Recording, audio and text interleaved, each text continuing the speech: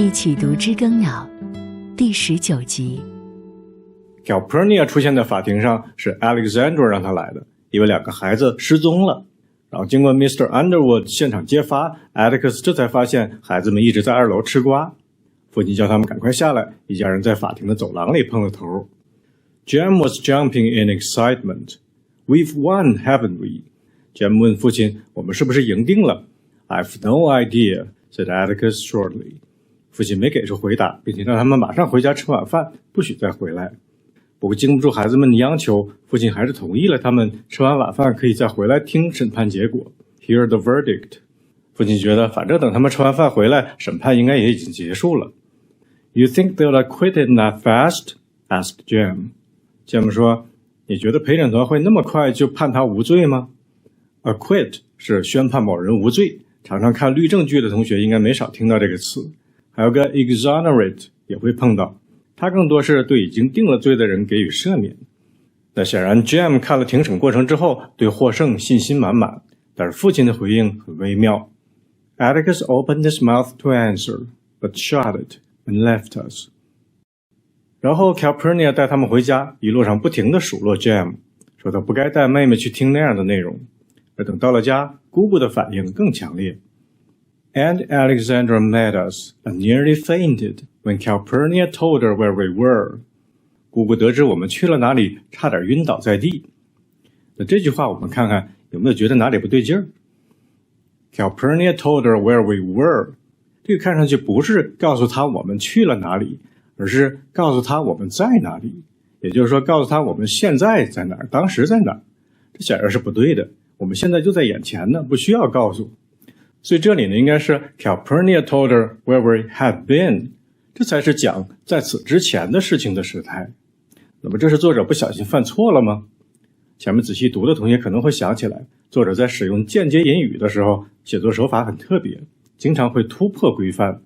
前面我们提到过2个例子。 Jem stared at me so long, I asked what was the matter. 后面的间接引语按说应该是 I asked what the matter was。 还有最近那句 When Atticus asked had she any friends， 正常的间接引语应该是 If she had any friends。 那这句也是类似，作者有意把间接引语和直接引语的界限给模糊掉了一点点，让间接引语看上去有点像直接引语。类似 Calpurnia 说 They were in the courthouse this afternoon， 但引语没有按规范和习惯往前错一格变成 had been， 而是直接用了 were。 这种手法算是作者的一种风格，让人读起来更有对话感，也很适合孩子视角讲述的感觉。虽然字面上时态不够严谨，但通过上下文，读者也不至于误解，不至于理解成告诉他我们现在在哪儿。另外，关于这种该用完成时却用了一般过去时的现象，在老外日常表达里面也会碰到，不仅限于间接引语。比如说那个电影我已经看过了，按说应该是 I've already seen that movie， 但美式英语也经常说 I already saw that movie。 这种一般也都被接受，因为说着更省事儿，而且关键是也不至于误解。但不管是这种日常的不规范，还是小说里这种特殊写法，对我们一般学习者来说，还是先不要学它。我们还是应该先把规范的掌握扎实了。平常经常有人说老外不讲语法，很随意，言外之意我们也不用遵循规范。那这是偷懒的思维。老外偶尔有不规范的语言，不是他们不会规范的，该规范的时候他们就会规范。就像毕加索的那些画，看着像儿童画一样，不是因为他不会正经画画，他年轻的时候正经画已经比别人画的都好了，然后才去追求返璞归真的。我们学外语也一样，不能本末倒置。好了，这个说的有点多，我们继续看。I guess it hurt her when we told her Atticus said we could go back, because she didn't say a word during supper. 我猜当他得知 Atticus 允许我们再回法庭去，他很伤心，因为他晚饭一句话都没说。这句这个 We told her Atticus said 就属于我刚才说的没有歧义就可以接受的情形，不用说 had said 也不至于让人分不清动作发生的先后。而且 say 这个词本身也有表状态、表观点立场的性质，不表动作的话就更不必用过去完成时来区分动作的先后了。She just rearranged food on her plate, looking at it sadly, while Calpurnia served Jem, Dill and me with a vengeance. 她只是把盘子里的食物 rearrange 重新摆放，一边伤感地看着 Calpurnia 给3个孩子端上饭菜。最后这个 vengeance 是名词复仇，当然这里不是复仇的意思，因为它已经不是一个单个的词了，而是词组的一部分。词组 with a vengeance 意思是激烈的、猛烈的。当然有时候你也可以联系复仇的意思去理解，像有仇一样恶狠狠的，但更多时候呢，它就是用来形容剧烈的行动、汹涌的感情等等，不带复仇的元素。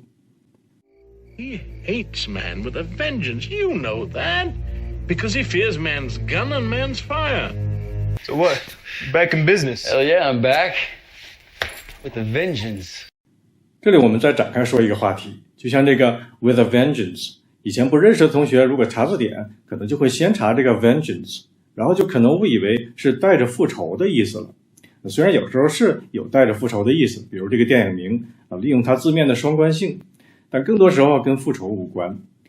还有像前两天我刚刚分享的那个既要又要的那个补充贴里面有个例句 You can't up and quit。 也有同学问这个 up 是什么意思，什么词性，这也是同类型的问题。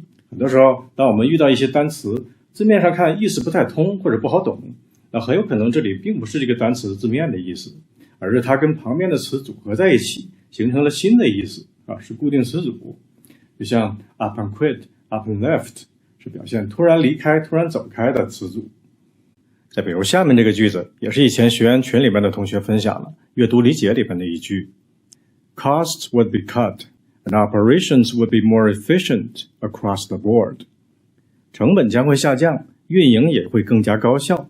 然后这个 board 提问的同学就搞不懂指的是什么，在上下文里面找也没找到能对应的。那像这种情况我们就应该考虑这个 board 可能不是一个人在战斗。那一查词典发现 across the board 是词组，意思是全面的，所以是全面提升运营效率的意思。OK， 我们继续看书。吃完饭返回法庭后呢，他们发现1个小时过去，法庭里面没有任何变化，陪审团也还没有出结果。Jam 就又一次对牧师表达了他的乐观，认为他们赢定了。Don't see how any jury could convict on what we heard。 就凭我们听到这些，我看没有哪个陪审团会做出有罪的判决。Convict 就是动词，判决某人有罪，它也是名词，就是被定了罪的罪犯的意思，读音不一样。名词罪犯读作 convict， 用一句话来记就是 a convicted criminal 就是一个 convict。 不过牧师呢并没有 Jam 这么乐观。 Now don't you be so confident, Mr. Jam. I ain't never seen any jury decide in favor of a colored man over a white man. 他说还从来没见过哪个陪审团判黑人胜诉，白人败诉。 In favor of A over B 是用的表达结构，我以前也有小视频总结过各种场景的 in favor 的具体用法，有兴趣的可以到我主页搜支持赞成找来看看。他们说话的这会儿呢是晚上8点钟，然后他们一直等到11点，陪审团还是没有出来。 Scout 已经困得打盹了。 But I must have been reasonably awake， 不过当时肯定还是相当清醒的。 Or I would not have received the impression that was creeping into me， 否则我不会接收到那个悄悄潜入我意识中的印象。是什么印象呢？是跟去年冬天的某一个场景感觉有点像的印象。 It was not unlike one I had last winter, and I shivered, though the night was hot。 尽管这会儿是盛夏夜，我还是打了个寒战。 Not unlike 表示有点相似，有几分相似。具体是去年冬天的哪个场景让他这样不寒而栗呢？ The feeling grew until the atmosphere in the courtroom was exactly the same as a cold February morning, when the mockingbirds were still, and the carpenters had stopped hammering on Miss Maudie's new house, and every wood door in the neighborhood was shut as tight as the doors of the rabbit place。 这感觉越来越强烈，直到法庭里的气氛变得和那个寒冷的2月清晨一样。知更鸟不再鸣唱，给莫迪小姐建造新宅的木工也停止了敲打，每户邻居家的木门都跟拉德利家的一样紧闭。 The feeling grew until the atmosphere in the courtroom was exactly the same as a cold February morning, when the mockingbirds were still, and the carpenters had stopped hammering on Miss Maudie's new house, and every wood door in the neighborhood was shut as tight as the doors of the rabbit place. 这段肃杀的场景就是疯狗出现的那次。当时那节课我们聚焦在主线剧情，没有选读氛围的描写，我只是建议大家自己找来看看。这段描写就是那次场景的再现，是 Atticus 带着警长赶回来，大家做好了准备，等待疯狗过来的那一刻。Scout 在半梦半醒之间，迷迷糊糊地把那次严阵以待等待疯狗的场景跟眼前等待审判结果的法庭融合在了一起。因为虽然气温天壤之别，气氛却是一样的肃杀。而当看到泰特警长走进法庭跟 Atticus 说话的时候， Scout 甚至期待他会随时说出那句干掉他，芬奇先生。I expected Mr. Tate to say any minute, take him, Mr. Finch. Take him, Mr. Finch. But Mr. Tate said, This court will come to order, in the voice that rang with authority, and the heads below us jerked up. 警长宣布开庭，那说明陪审团已经结束讨论，马上就要回到法庭了。而从昏昏沉沉的 Scout 视角来看，随后陪审员们的出现也是一幅梦幻般的画面。What happened after that had a dreamlike quality. In the dream, I saw the jury return, moving like underwater swimmers, and Judge Taylor's voice came from far away and was tiny. 我仿佛在梦中看着陪审员们回到法庭，他们的动作就像在水下游泳。泰勒法官的声音也很微弱，就像从很远处传来一样。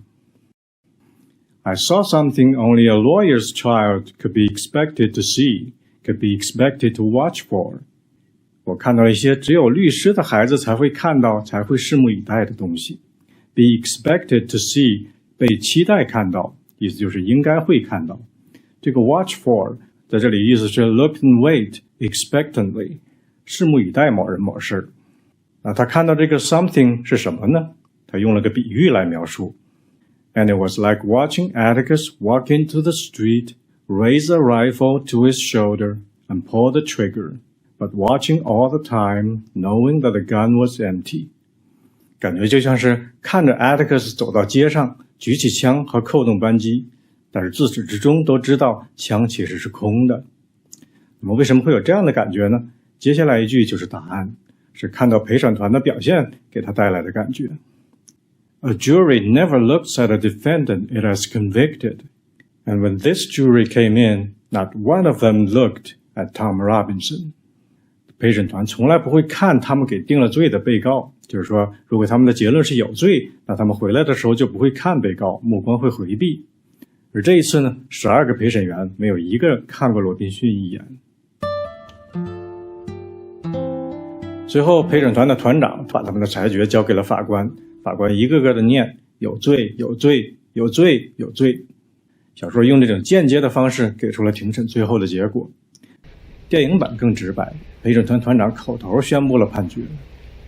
What is your verdict? We find the defendant guilty as charged. 这里这个 find 我在其他课里面讲过，这里再简单说几句。法院判一个人有罪，往往是用这个 find， 或者是被动态的 someone is found guilty of some crime。这样的措辞呢，会给人有理有据的感觉，就像是发现了他有罪，而不是空口白牙说他有罪，认为他有罪。不仅在法庭的语境，在其他地方也会用到 find 的这个表现客观立场的作用，使用非常高频。我在其他课里面讲到过不止一次，这里我们就不展开了。随后呢，法官就宣布庭审结束了，大家开始陆续离场。Atticus 跟 Tom 又说了些什么，小说在这里边没有交代具体内容。然后 Atticus 也开始收拾东西准备走。这时候 Scout 感觉背后有人捅了捅他。 Miss Jean Louise? I looked around. They were standing. All around us, and at the balcony on the opposite wall, the Negroes were getting to their feet. Reverend Sykes' voice was as distant as Judge Taylor's.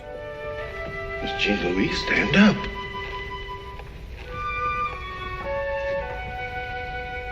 Your father's passing.